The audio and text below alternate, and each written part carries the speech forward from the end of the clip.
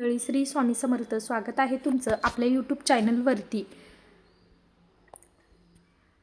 श्रावण महिना 2026मध्ये ही एक चूक ठरेल तुमच्यासाठी अत्यंत घातक.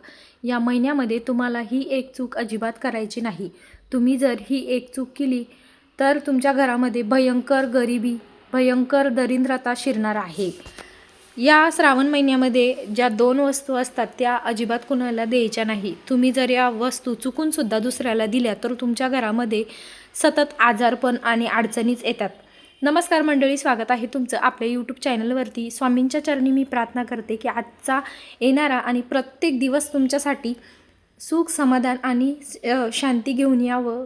तुमचं आरोग्य चांगलं ठेवावं हीच मी स्वामींच्या चरणी प्रार्थना करते. आता वर्षातील सर्वात पवित्र भक्तिमय असणारा महिना सुरू होणार आहे. तो अत्यंत मंगलमयी असा महिना आहे. श्रावण महिना 2026 आता अवघ्या काही दिवसावर येऊन ठेपला आहे.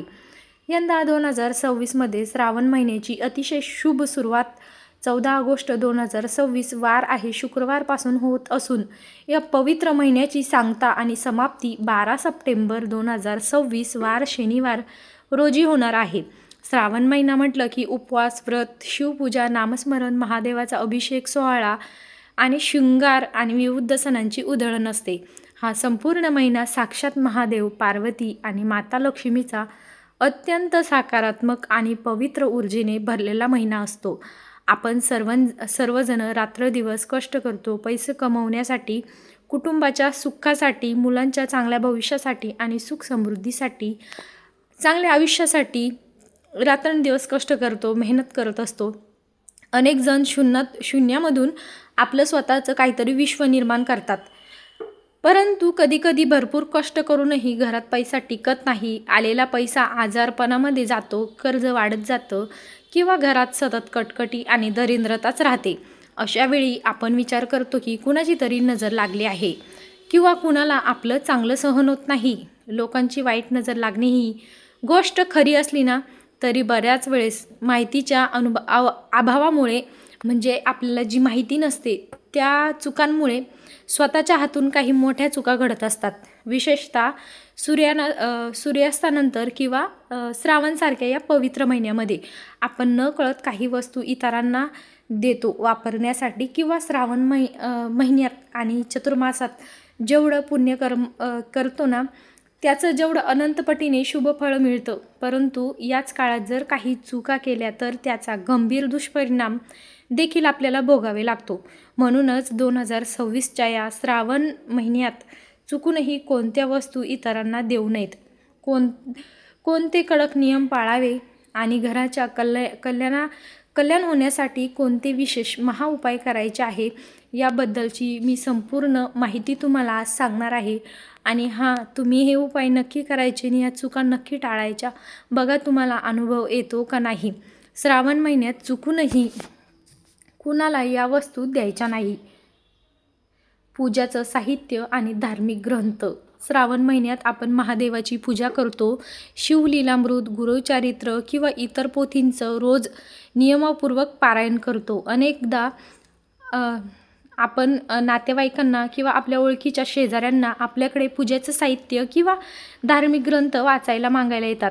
लक्षात ठेवा, धार्मिक ग्रंथ ही तुमची स्वतःची आध्यात्मिक संपत्ती आणि प्रत्यक्ष देवास्वरूप मानल्या जातात. म्हणजे आपले जे देवास्वरूपचे जे पुस्तक असतात ते घरातील वापरलेली ग्रंथ किंवा पूजेचं साहित्य या पवित्र महिन्यात कधीही कुणाला वापरण्यासाठी देऊ नये. कुणाला मदत करण्याची तीव्र तुमची इच्छा असेल त्यांना नवीन ग्रंथ विकत घेऊन दान करा, परंतु स्वतःच्या वापरातील पोथी किंवा साहित्य कुणालाच देऊ नका. लक्ष्मीकारक वस्तू, विशेषतः संध्याकाळी व रात्री. दूध, दुधाचे पदार्थ, शुद्ध तूप, तेल, हळद व लवंग, हिरवी विलायची, धने आणि खडीसाखर या सर्व वस्तू साक्षात माता लक्ष्मीचं प्रतीक मानल्या जातं आणि सकारात्मकताचं मानल्या जातात. म्हणजे याच्यामध्ये आपल्या माता लक्ष्मीचा वास असतो. संपूर्ण श्रावण महिन्यात आणि विशेष सूर्यास्तानंतर संध्याकाळी 7:30 वाजेनंतर या वस्तू घरातून कुणालाही मागायला आलं तरी द्यायच्या नाही. संध्याकाळी या वस्तू घरातून बाहेर देणं म्हणजे स्वतःच्या हातानं घरातील श्रीमंती, सौभाग्य आणि नशीब दुसऱ्याच्या हातात समर्पित करणं, दुसऱ्याच्या घरी पाठवणं. स्वतःचा घड्याळ व वापरातील वस्तू.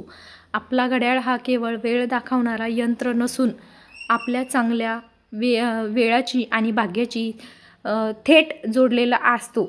आपला घड्याळ कधीही दुसऱ्याला वापरण्यासाठी देऊ नका. तसेच वास्तुशास्त्रानुसार घरात बंद पडलेला घड्याळ ठेवणं अत्यंत अशुभ मानलं जातं. बंद घड्याळ हा घरातील प्रगती पूर्णपणे थांबवून ठेवतो. त्यामुळे बंद घड्याळ तात्काळ दुरुस्त करावा, नाहीतर तो घरातून बाजूला फेकून द्यावा. पांढरे व काळे कपडे. पांढरे व महादेवाच्या पूजेमध्ये पांढरे वस्त्र विशेष स्थान आहे. पण आपल्याला वापरातील पांढरे वस्त्र थोड्या वेळासाठी कुणाला वापरायला देऊ नयेत. यामुळे वैवाहिक जीवनात कलह, मतभेद आणि दुरावा निर्माण होतो. काळे वस्त्र. श्रावण महिन्यात काळे कपडे स्वतः परिधान करणं आणि कुणाला दान करणं पूर्णपणे वर्ज्य मानले जाते. काळ्या कपड्यांमुळे नकारात्मक ऊर्जा आकर्षित होते. कांदा आणि लसूण. श्रावण महिना हा सात्विकतेचा महिना आहे. सूर्यास्ताच्या वेळी किंवा रात्रीच्या वेळी जर कुणी तुमच्याकडे कांदा किंवा लसूण मागायला आलं तर ते अजिबात देऊ नका.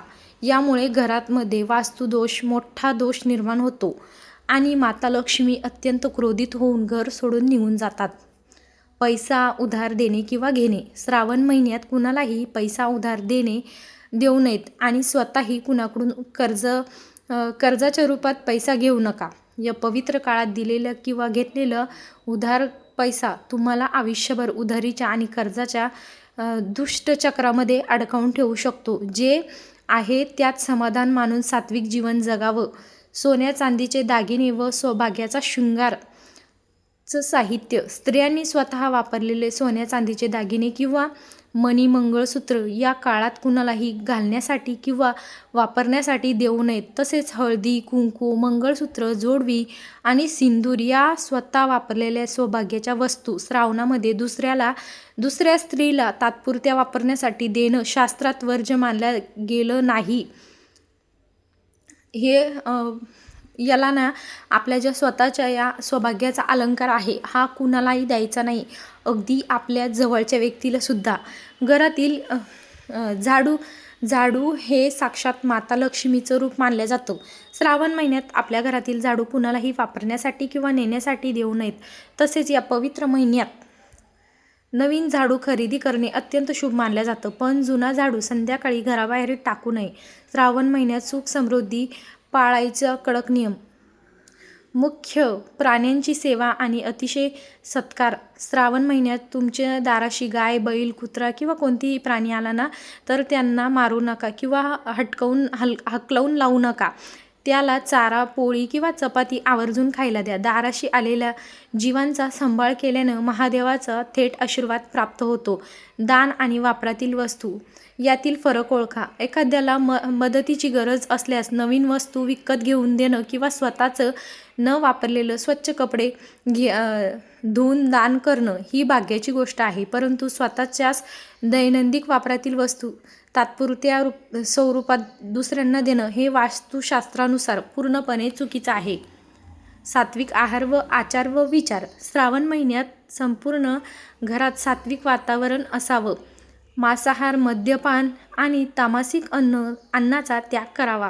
घरात दररोज सकाळी व संध्याकाळी धूप, दीप आणि कापूर लावा. कुणाबद्दलही वाईट विचार करू नका. कुणाची निंदा करू नका. महिलांसाठी 16 शृंगार व सौभाग्याचे नियम. श्रावण महिन्यात विवाहित महिलांनी हातात हिरव्या काचाच्या बांगड्या, कपाळावर टिकली, कुंकू आणि पायात जोडवी आवर्जून परिधान करावीत. श्रावण सोमवारी व सणाच्या दिवशी 16 शृंगार करून महादेवाची आणि माता पार्वतीची पूजा केल्यानं पतीचं आयुष्यात वाढ होते आणि वैवाहिक जीवनामध्ये सुख समृद्धी येते. श्रावण महिन्यात महादेवांना प्रसन्न करण्याचा विशेष महाउपाय. दर सोमवारी विशेष बेलपत्राचा आपल्याला उपाय करायचा आहे. श्रावण सोमवारी महादेवाच्या पिंडीवर रोज सकाळी किंवा सोमवारी 11 किंवा 21 अखंड कुठलेही न फाटलेले बेलपत्र अर्पण करावेत. प्रत्येक बेलपत्राला चंदन, ओम नमः शिवाय हे लिहून उलटं पानाची गुळगुळीत बाजू पिंडीवरती आपल्याला ठेवायची आहे. आणि यामुळे जन्मांतराचं पाप दोष नष्ट होतात आणि मनोकामना पूर्ण होते. शिवलिंगावर दुधाचा व जलाचा अभिषेक करणं. श्रावणात दररोज किंवा दर सोमवारी एका तांब्याच्या कलशात शुद्ध पाणी, थोडं कच्चं दूध, थोडी काळे तीळ आणि गंगाजल एकत्र करून महादेवावर धारण करायचं आहे. महादेवाचा त्यांना अभिषेक करायचा आहे आणि ओम नमः शिवाय या मंत्राचा जप करायचा आहे. यामुळे घरातील आजारपण दूर होतं आणि मानसिक शांतता लाभते.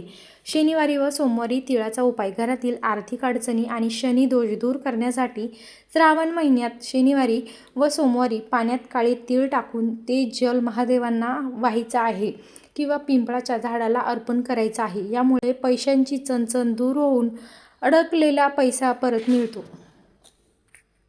महादेवासमोर तुपाचा दिवा. श्रावण महिन्यात रोज संध्याकाळी घराच्या देव्हाऱ्यात आणि शक्य असल्यास तर महादेवाच्या मंदिरात जाऊन गाईच्या तुपाचा दिवा लावायचा आहे. दिव्यामध्ये एक अखंड लवंग टाकल्यामुळे घरातील नकारात्मक ऊर्जा जळून भस्म होते आणि लक्ष्मीचा स्थिर वास होतो.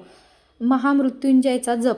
श्रावण महिन्यात दररोज सकाळी व संध्याकाळी महामृत्युंजय या मंत्राचा जप करायचा आहे. श्री स्वामी समर्थ या मंत्राचा जप करायचा आहे.